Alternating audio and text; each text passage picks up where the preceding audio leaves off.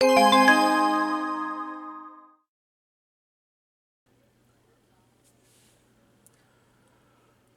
to part 9 of the Gravity Colors McLaren MP4-30 Ebbro kit project.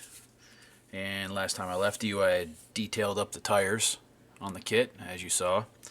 And I've gotten quite a lot farther now in the kit than I did before. I'm not going to bore you with all the sub-assemblies and all the things that I had to do. I will tell you that the kit is a little tricky to put together, but I've done a lot of carbon fiber decaling since I last talked to you guys. And in this case here, all of the suspension parts have been carbon fibered with Scale Motorsports 1/20th scale twill weave. The upper part of the car, well, let's do this first. Let me show you what I got. Front suspension. The wing isn't glued on yet, but there's your front suspension components right there. All of them have been carefully, meticulously, templates were made, and I cut those templates out of the decal.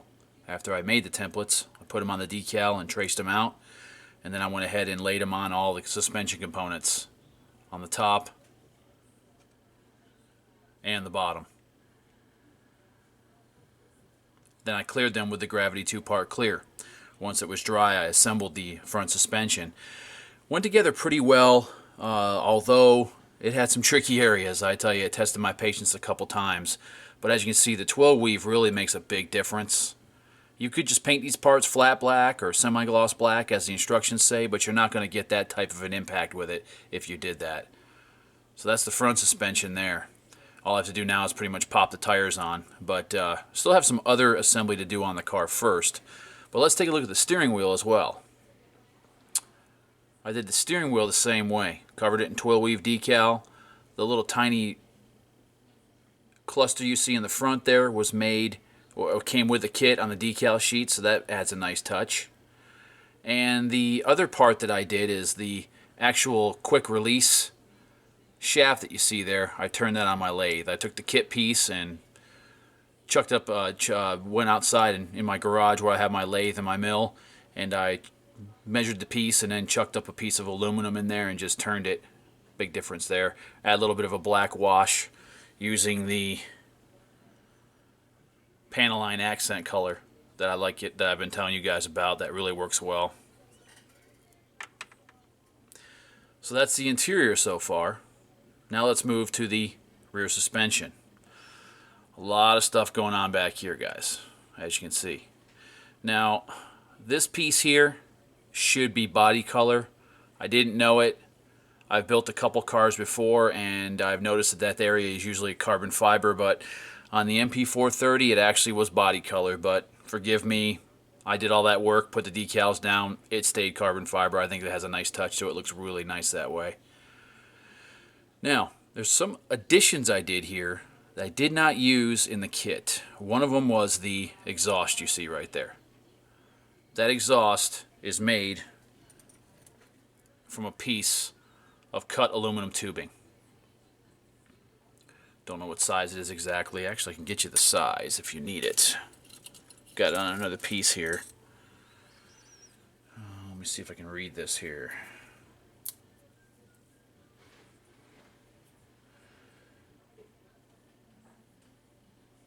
It's not legible, but it's stock number 104 of the K&N tubing. And it's really nice to have for things like this. Now, basically what I did is I polished up the tubing. So the end of the tubing, you can see in this picture here, or in this video here, it's got a nice shine to it. And that was done by basically taking the Gravity Colors #1 compound and just buffing the end of the tube to get it real nice and shiny before I cut it.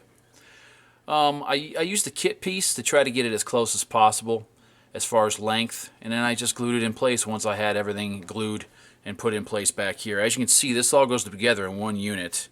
The whole suspension parts and all that go into the back with a bulkhead that's right here. See that right there? That's your bulkhead. And it went together fairly well. Very tight-fitting kit so far. The fit could be a little better, but overall it's not bad. And again, once again, all the suspension components were covered with the 1/20th scale twill weave and then clear coated with Gravity Colors Clear. The other thing I did is the drive shafts. These drive shafts you see back there were made from some brass solid rod that I have. So I cut it to length, matching up the kit pieces, and it just looks better than the kit parts because it has no seam. Incidentally, that's another reason why I went with the rear exhaust like you see here, because it has no seam. Seams are your enemy. I mean, if you can get away from seams, or you have to, if you have to sand them and get rid of them, I advise you do.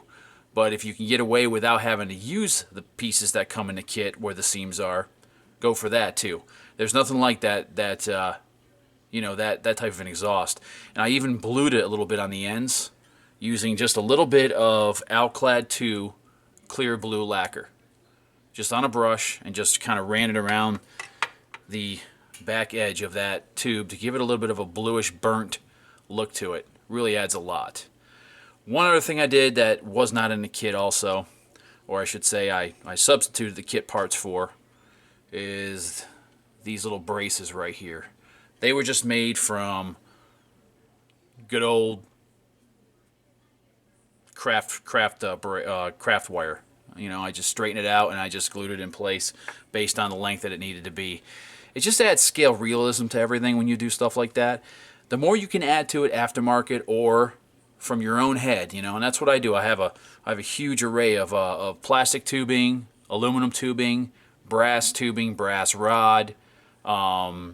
This is stuff that right here you can buy at Michael's or Hobby Lobby. It's basically for bead making, necklaces and stuff like that. It's great stuff.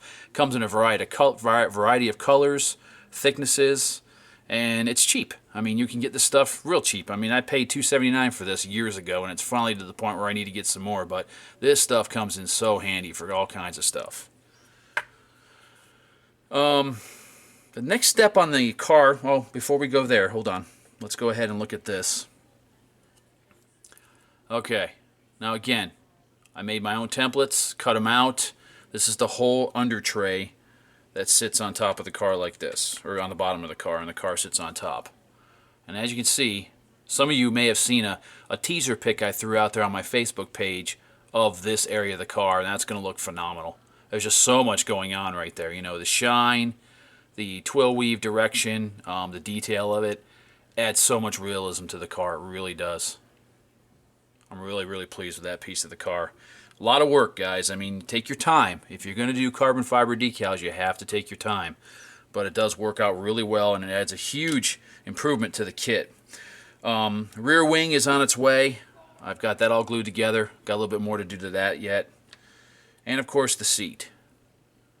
The seat has been covered in carbon fiber as well, so that when you look in there, you'll see this. The kit supplies you with a decal for the seat belts. That's not going to do. You got to have something three-dimensional. So what I did is I purchased from MS Hobbies a tuner model manufactory T2M 5008B. It's an advanced F1 harness kit. Now this thing will do, it looks like it'll do a couple harnesses, one closed, one open. But they give you a ton of decals in here for all kinds of harnesses. So this is what I'm going to use to do the decal, or do the seat belts on the seats of this thing. Even some more old school ones. There's the newer ones on the front, the old school ones on the back. I mean, you name it, it's in here as far as decals. And they give you a real nice like mesh material right here that's got adhesive on one side. So we're going to be building this up.